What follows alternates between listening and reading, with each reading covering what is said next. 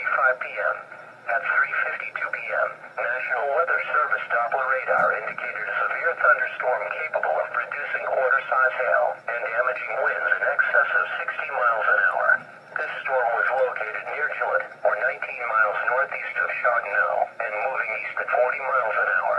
Locations impacted include Marinette, Pound, Oconto, Spruce, Klondike, Lena, Coleman, and Beaver.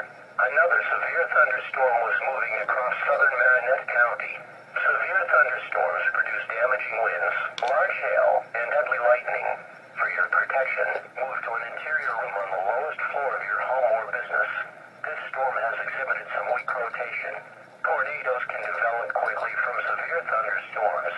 Although one is not immediately likely, if a tornado is spotted, act quickly and move to a place of safety inside a sturdy structure, such as a basement or small interior room.